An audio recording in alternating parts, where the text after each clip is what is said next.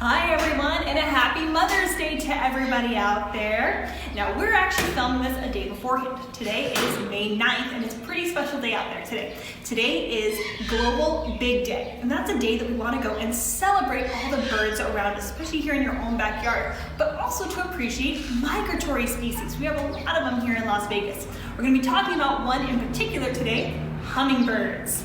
Here in Las Vegas, we typically have 4 species normally, but now's the time of year where we can actually go and see quite a few different species coming through. So it's a really fun time to take the time and enjoy your own backyard. It's also the last day of National Wildflowers Week. So this is a great time to really pay attention and take stock in the world around us and how beautiful they are. Now, you usually have a different idea of what wildflowers look like in your mind. However, usually we call them weeds, and that's pretty unfortunate. Weeds are actually just the natural species that grow around here. Sometimes they don't look pretty to us, but they're really, really vital to the world around us. There are some species that rely on those only to be able to survive. Take milkweed. That's important for the monarch butterfly who lays their eggs on them, and that's what the larva eats, the little caterpillars. So that's a really important species. Same thing with our other pollinators, like bees out there, and of course, hummingbirds. So take a moment today to enjoy the natural beauty. It might not look pretty at first, but I promise you, if you take time to appreciate it, you're gonna see everything is beautiful in its own way. This is a great opportunity in your own backyard. I know we can't have a lot of spaces, but if you have a little place where you can just let nature take its course, I highly recommend it. Just a small corner of your own backyard to let nature be nature, grow wild. You'll see a lot of great new plants and animals. Yes, there might be some bugs, but guys, bugs are important too. So we really want to go and appreciate all of our pollinators. But let's get back to hummingbirds. Here in Vegas, we typically see costas, annas, blacktail, I got another bird. I want to talk about it. You're not native. Get All right. Black-chinned, and I think they're called thick-tailed hummingbirds. Definitely something along that line. I can't remember the name right off the top of my head, of course, but we're actually going to see some beautiful ones coming through this time of year as well. It is nesting season for hummingbirds, so now's a really good opportunity to look around. You're probably going to notice hummingbirds more often than you normally would because they're out, they're going to be looking for mates, they're going to be looking for nesting sites, and they're going to be really territorial once those mama hummingbirds find a nesting site. She takes care of all of the eggs. Nests are usually pretty high up in trees, and they're fairly tiny. They're about the size of a walnut shell, and they're usually made of moss and plant matter. They're so small that they actually line the inside of the nest with plant down and spider webs. How cool is that? Eggs are pretty tiny. They're less than a ½ inch across, and there's usually 2 of them. Now, hummingbirds have a very, very fast lifestyle, as you may be aware. Not only are they flying fast, but they actually have a very fast metabolism. So they're going and digesting that food very, very fast, and they have very, very fast heartbeats. They actually want to have one of the fastest heart rates in the world. Their heart rate is over 1,200 heartbeats per minute. That's insane when you think about it. So these guys really need to make sure that the diet that they get is very high in sugar and calories to be able to go and push them through. So that's where these hummingbird feeders really come into play. So I'm going to go and show you what hummingbird water looks like. Looks a lot like water. It's nothing too special. I'll go over how to go and make this, but it's just a regular sugar water. You'll notice that it is clear. We don't recommend using a red dyed hummingbird feeder mix that you buy from a store. It doesn't offer much more nutritional value than just making it at home. It's usually a bit more expensive anyways, and we have seen that the red dye can actually really affect hummingbirds and can actually make them very, very sick. So we recommend just using a regular sugar water mix. It's a 1 part sugar to 4 parts water ratio, and I will go and link the National Zoo's hummingbird feeder mix in the links below, and you'll be able to go and check that out. But again, it's just 1 part sugar to 4 parts water. Really simple. Now let's go over how you can make hummingbird feeders. Guys, there are so many options that you guys can use at home. So I have, as you see, quite a bit of supplies out here. We're going to be making a couple different ones today, and I'll go over what you can use at home. I'm also going to be linking a different link that has a ton of different options for whatever you might have lying around the house. So we'll go through that. So let's start off with our water bottle here. I've already gone and I just took my little screw here and I just went and I made just a few holes right down here in the lid because I do want the sugar water to be able to drain through.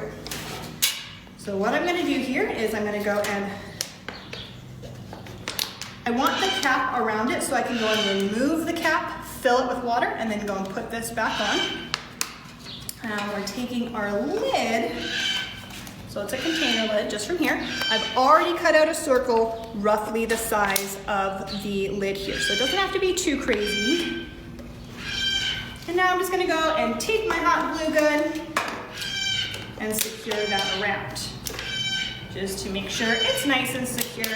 I don't worry about it leaking out too much, but I do want to make sure it is only secured to the bottle cap itself and not to the bottle, because again, I want it to be removable so that I can go and get nice clean water in there whenever I need to. So there we go, it's nice and secure on there, not too high. Now we're just gonna go and fill that in.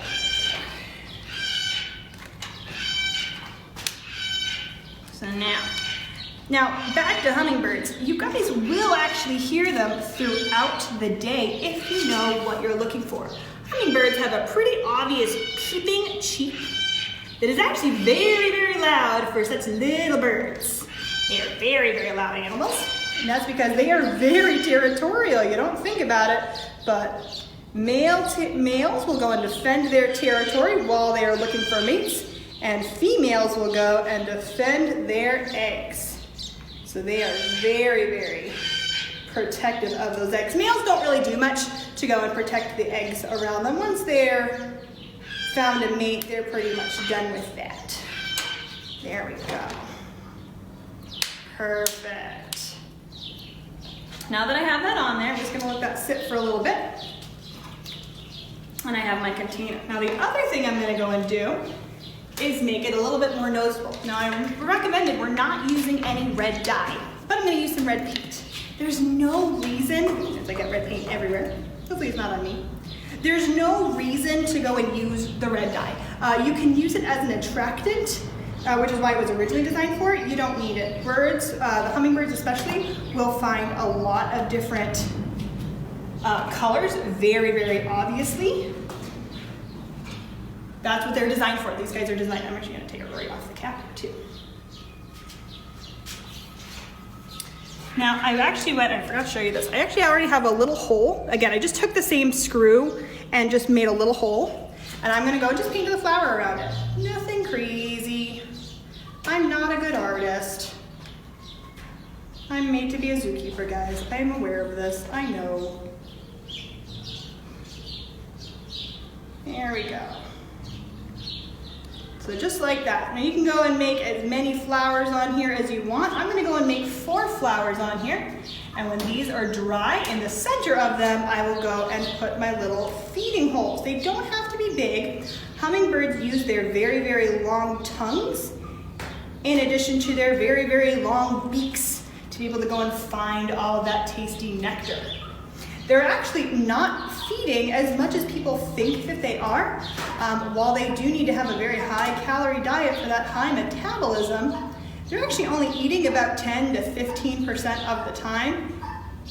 The rest of the time, they're mostly sitting and digesting that food. So take a look around. Again, I mentioned that you're probably going to be hearing hummingbirds far more than you're seeing them, because once they find a good food source, that's a good place for a nest, and they tend to like to sit in the trees by that area. So once you kind of learn what you're listening for, that high-pitched chitter, nice little peep, it's very, very loud, that's all you need to be able to attract them. You don't need much. The green and the red there will be able to do that. And once you just go and secure that on there, you'll be able to go. And I do recommend hanging it. Now, because this is still setting, I'm not going to go and fill it with water yet, just because I don't want everything up, but it's going to go and you fill it up. The water drains through the holes in the cap, which we put in earlier, and it will fill up this entire dish. That's normal, but it won't overflow. And then with those little feeding holes in there, the hummingbirds will be able to go and feed. So I recommend going and tying, or actually kind of like we taped this one. So this is another model. This one, no holes required. We just took the bottle over there. This one is full. And you can see it doesn't overflow the cup. So you can see that there's water in there, but it's not overflowing. And all we did there was just kind of put one little hole in the middle of the cap, super glued it to the bottom of the dish, and let it flow over. Now, one thing you can do to make it a little bit more attractive is you can go and do a red swiggle on there, anything like that. Bright colors are a great way to go and attract them. They're gonna go and be looking for those flowers. So you can go and paint little flowers on there. The hummingbirds know what to do, they'll find it. This is also a great way because they can actually sit and rest on the edge of it. Because remember, they have to spend a lot of time digesting their food. So they do sit down and rest quite a bit. This is a great way to go and have their food and rest in a nice safe place. Now, usually you see hummingbird feeders up off the ground hanging, and that is a way to reduce pests like ants that are gonna go and find it. So it's a really good way. One thing to mention about your hummingbird feeder when you do make it and you have it hanging up, make sure that it stays clean. Hummingbirds are very, very susceptible to the world around them. So by making sure that your water is clean and healthy, they're gonna have nice, safe drinking areas. So we do recommend changing out your hummingbird feeder usually once a week, giving it a nice good clean, and then you're able to go and refill that water. Hopefully they're drinking a lot out of it, so you don't have to waste a lot of it. But once you kind of figure out how much they're drinking in a week, that's all you need. I usually only make up about 1 cup of water. So I usually take 1 cup of water and I add 1/4 cup of sugar. That's about it. And that's really all you need. And I have lots of different hummingbirds on just my one feeder. I have a little 4-hole hummingbird feeder. It's great. And I do have a glass one that is a little bit easier to clean because I can throw it in the dishwasher. All right, let's go and make a different type of hummingbird feeder. So this one right here, I have a red solo cup over here. Now hopefully I can do this. Again, guys, I'm really, really bad at art. I apologize. But I'm gonna go and take this cup. I'm just gonna go and take a little square off of it.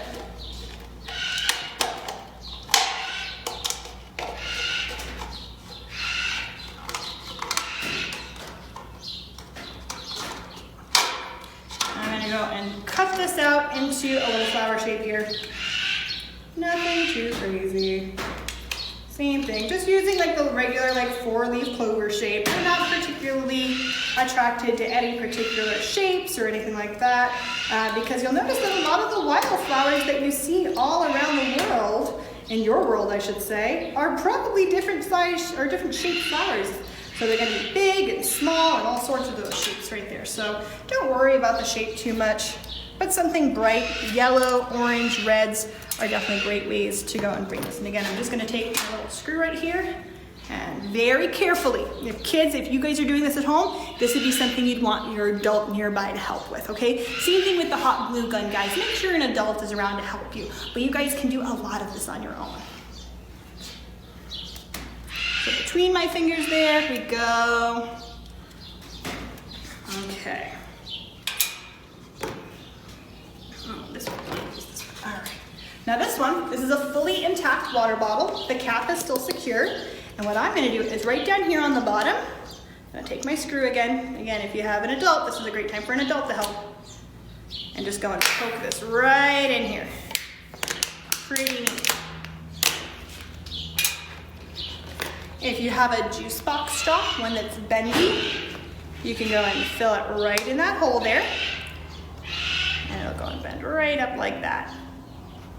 Pretty cool. Secure it with some hot glue. Perfect. And then this is where that nifty flower comes in. There we go. I'm gonna cut it just like this. I'm gonna go and fit it right around that drinking straw.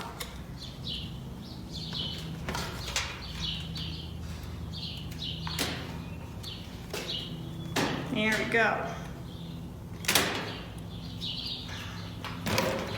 So this one, when you fill it up with water, the straw will come, and just like the cup down here, it won't overflow. So you can go and really go and get that in there, and then the water will seep in, and you'll have a nice little drinking straw for the hummingbird. So it's a really good one. You can actually add multiple ones if you want to. So if you want 2 feeders off of this one, feel free to do that on either side. Now I have 2 solo cups here because here's another quick feed. If you really just want to do something, maybe for the day or for the week, this one isn't as clean. So if you do happen to have one like this, I recommend using it, but also making sure you wash it. That's really important. So I'm just gonna go and just make a little cut here.